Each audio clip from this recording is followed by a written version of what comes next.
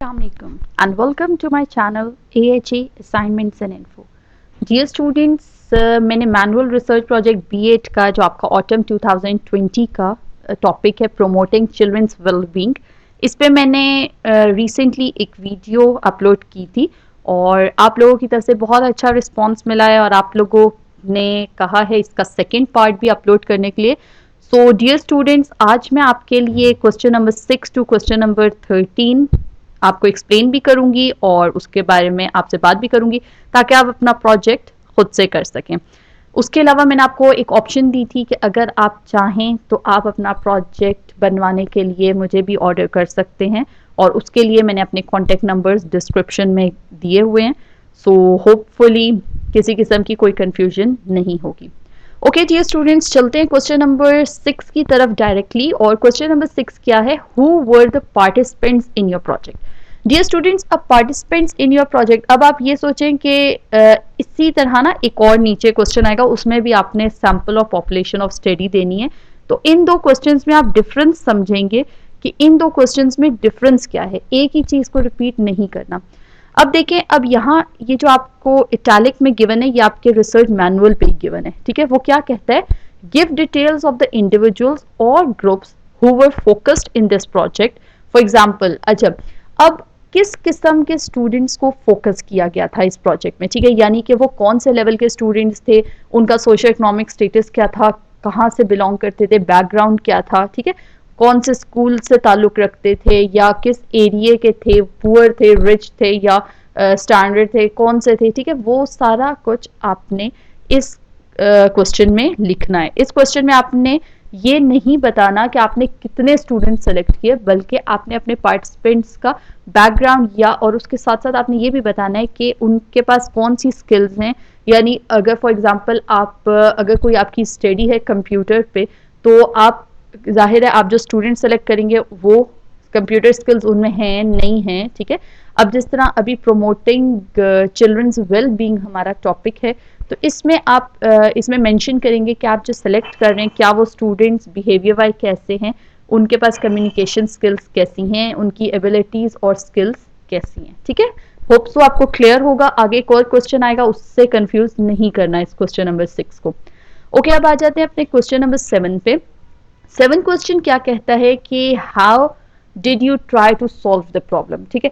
अब जाहिर है आपने अपनी एक रिसर्च प्रॉब्लम बताई थी, ठीक है, कि मैंने आपको बताया था कि जो आपका क्वेश्चन नंबर 2 है जिसमें आपने अपने डिस्कशन विद कोलीग्स लिखना है, तो उसमें आपने अपनी रिसर्च प्रॉब्लम बतानी है, ठीक है, साथ में. तो अब रिसर्च प्रॉब्लम के बाद अब आप उसको किस तरह से सॉल्व करने की ट्राई करेंगे, ठीक है. अगर मैं रिलेट करूं प्रोजेक्ट से, थीसिस से, तो जाहिर है रिसर्च मैथडोलॉजी जो होती थी वो आपकी इस क्वेश्चन के अंडर कवर हो जाती है, ठीक है. इसमें आपने स्टेप वाइज प्रोसेस में डिफाइन करना है कि आपका रिसर्च डिज़ाइन क्या है. फॉर एग्जांपल आपने क्वालिटेटिव स्टडी की या क्वांटिटेटिव की. अगर आपको क्वालिटेटिव और क्वांटिटेटिव या मुख्तलिफ रिसर्च डिज़ाइंस में किसी किस्म की कोई कन्फ्यूजन हो तो उसके लिए आप मुझे कमेंट कर सकते हैं, मैं आपको एक्सप्लेन कर दूंगी, ठीक है. क्योंकि अगर अभी मैं वो एक्सप्लेन करने लगूंगी तो आपके वीडियो बहुत ज़्यादा लॉन्गेटेड हो जाएगी, ठीक है. अच्छा, रिसर्च डिज़ाइन के बाद आपने ये भी बताना है कि आपकी डिस्क्रिप्टिव स्टडी है या एक्सपेरिमेंटल है, यानी कि सिर्फ रिटन फॉर्म में आपका वर्क आएगा या आप एक्सपेरिमेंट्स किए हैं, ठीक है. साथ ही साथ आपने लोकेशन बतानी है कि आप लोकेशन ऑफ स्टडी यानी कि जो एरिया आपने सेलेक्ट किया. फॉर एग्जांपल अगर मैं इस्लामाबाद सेलेक्ट कर रही हूँ तो मेरा एरिया ऑफ सिलेक्शन इस्लामाबाद आ जाएगी, ठीक है.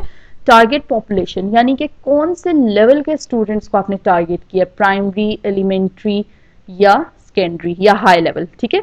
उसके बाद आपका सैंपल आ जाएगा और सैम्पलिंग टेक्निक आ जाएगी. सैंपल में आपने कितने नंबर ऑफ स्टूडेंट सेलेक्ट किए, ठीक है.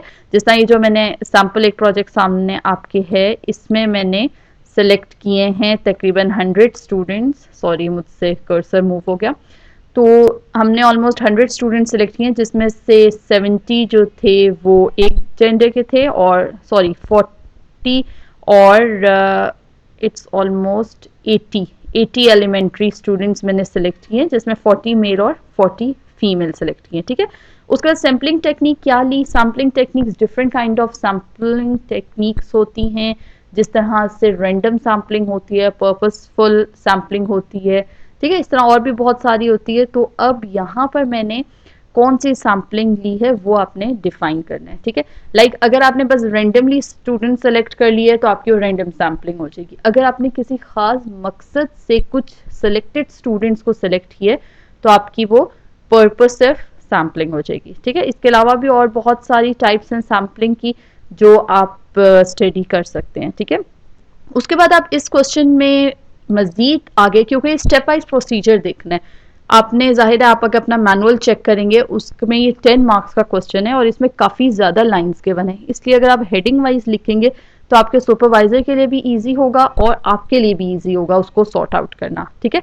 अब रिसर्च इंस्ट्रूमेंट कौन सा आपने सेलेक्ट किया, जिस तरह अब मैंने यहाँ पर रॉन्सबर्ग का सेल्फ एस्टीम स्केल सेलेक्ट किया है, ठीक है। ये 1965 में लॉन्च हुआ था सेल्फ एस्टीम स्केल, और चूंकि आप जानते हैं कि इस बार आपका जो प्रोमोटिंग चिल्ड्रंस वेलबींग है इसमें आपके लिए आप ये स्केल भी सिलेक्ट कर सकते हैं। सेल्फ एस्टीम ये चेकलिस्ट मैंने सिलेक्ट की है, ठीक है। आप मुख्तलिफ क्वेश्चनरीज होती हैं वो आप अपना रिसर्च इंस्ट्रूमेंट सेलेक्ट कर सकते हैं, आप इंटरव्यू सेलेक्ट कर सकते हैं, प्री टेस्ट पोस्ट टेस्ट कर सकते हैं, it's all depend on your and your project, ठीक है।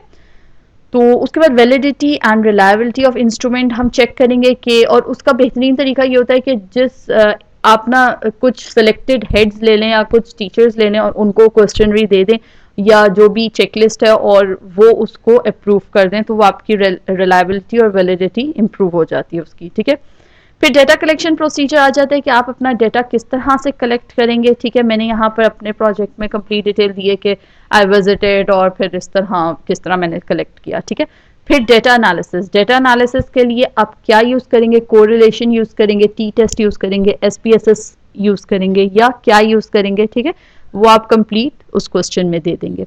फिर अब क्वेश्चन नंबर 8 आ जाता है, what kind of instrument was used to collect data, how was the instrument developed. अच्छा, अब डियर स्टूडेंट्स, अब आप कहेंगे कि पिछले क्वेश्चन में 7 क्वेश्चन में भी हमने इंस्ट्रूमेंट, रिसर्च इंस्ट्रूमेंट मेंशन किया था, तो अब यहाँ पर भी मेंशन करना है। ऐसा नहीं है, वहाँ हमने मेंशन किया था जस्ट ये कि हमने सेलेक्ट कौन सा इंस्ट्रूमेंट किया, बस दैट्स इट, उससे ज़्यादा उसकी कोई डिटेल नहीं दी मैंने। इस क्वेश्चन में मैं डिटेल दूंगी कि अगर मैंने सेल्फ स्टीम स्केल रॉन्सबर्ग का सिलेक्ट किया है तो उसके बारे में मैं डिटेल दूंगी कि किस तरह से वो डेवलप हुआ, ठीक है। और उसका जो स्केल है, फॉर एग्जांपल लाइकेट स्केल है तो उसमें कितनी ऑप्शंस हैं। आपको पता है ज़्यादातर हम लाइकेट स्केल यूज़ करते हैं स्ट्रांगली एग्री, न्यूट्रल, डिसएग्री और स्ट्रांगली डिसएग्री के लिए, ठीक है। वो 1 to 5 होते हैं, यहाँ पर मैंने लाइकेट स्केल ही सेलेक्ट किया, ठीक है। उसके बाद क्वेश्चन नंबर 9 है, what were the findings and conclusion. Okay dear students, इस क्वेश्चन में ना बहुत सारे स्टूडेंट्स कंफ्यूज हो जाते हैं।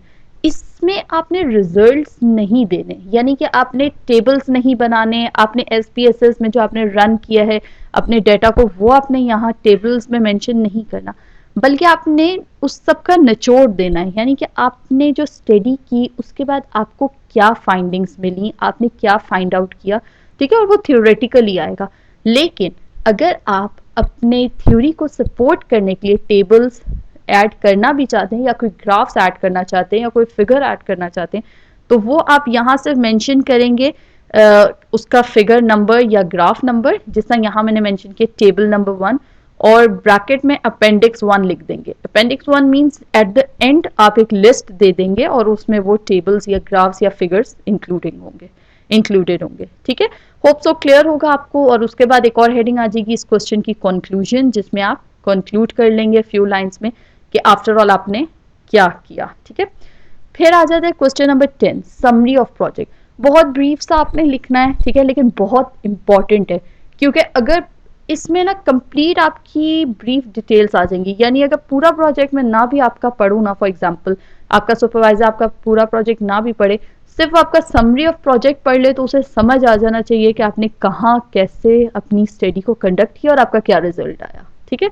तो इसमें आप बताएंगे कि आपका क्या पर्पस था इस स्टडी का, ठीक है, यानी आपने अपना टॉपिक बताना है, फिर ऑब्जेक्टिव्स क्या थे और आपने किस तरह से उसको अचीव किया, आपने टारगेट पॉपुलेशन क्या ली और आपका रिजल्ट क्या आया, ठीक है।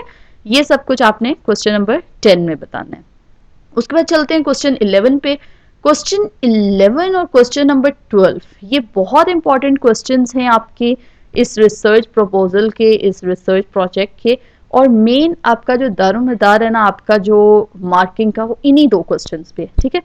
क्यों? क्योंकि इसमें आपने अपनी टीचिंग प्रैक्टिस को आपने कंफर्म करना है। लाइक फॉर एग्जांपल आपने एक स्टडी की, ठीक है, उससे आपने सीखा क्या, आप उसको अप्लाई कैसे करेंगे, उसने आपकी क्या प्रोफेशनल स्किल्स में इंक्रीमेंट किया है, आपको क्या मतलब बेहतर चीज़ें मिली हैं, ठीक है, वो सब कुछ आपने इसमें लिखना है। ये सेल्फ रिफ्लेक्शन आ जाती है। अब how do you feel about this practice, ठीक है, यानी कि अब जो आपने रिसर्च प्रोजेक्ट कंडक्ट किया, इसके थ्रू आपको आपने क्या सीखा, क्या लर्न किया, ठीक है, और क्या एक्सपीरियंसेस रहे आपके, वो सब कुछ आपने इसमें लिखना है, ठीक है।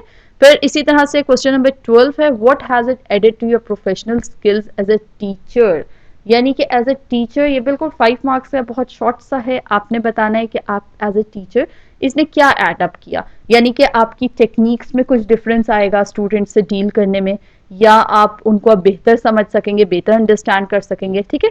ये सब कुछ आप ब्रीफली इस क्वेश्चन में एक्सप्लेन करेंगे। उसके बाद क्वेश्चन नंबर 13 है रेफरेंसेस, यानी इसमें आपने क्या मेंशन करना है, जो फॉर एग्जांपल आपने cited your project, works you cited in your project, means simply words में आप इसको रेफरेंसेस कंसिडर करें, ठीक है। रेफरेंसेस यानी कि ऑफ कोर्स आपने लिटरेचर रिव्यू भी किया, ठीक है, ऑब्जेक्टिव्स अपने स्टडी के कंडक्ट किए, उसके अलावा मुख्तलिफ रिसर्च की, तो जिन जिन रिसर्च पेपर्स का आपने यूज़ किया है, हेल्प ली है, उनके रेफरेंसेस देने। विदाउट रेफरेंसेस वो आप रिसर्च प्रॉपर नहीं कंडक्ट कर सकते, ठीक है। और रेफरेंसेस आपने एपीए फॉर्मेट में देने हैं। एपीए फॉर्मेट होपफुली आपको पता होगा कौन सा है, अगर नहीं पता तो आप उसके लिए मुझे कमेंट कर सकते हैं, मैं उस पर एक सेपरेट आपके लिए वीडियो बना सकती हूँ ताकि मैं आपको एक्सप्लेन कर सकूँ अबाउट एपीए फॉर्मेट। ये देखें, मैंने अपनी स्टडी में टेबल्स का जिक्र किया था, तो मैंने एट द एंड यहाँ मेंशन कर दिए, ठीक है। होप सो आपको क्लियर होगी वीडियो, और कंप्लीट आपका प्रोजेक्ट अब क्लियर होगा, और किसी किस्म की आपको कोई कंफ्यूजन नहीं होगी। स्टिल आपके पास ऑफर है कि if you want to get your project, you can contact me. Thank you for watching my video, stay tuned, अल्लाह हाफिज।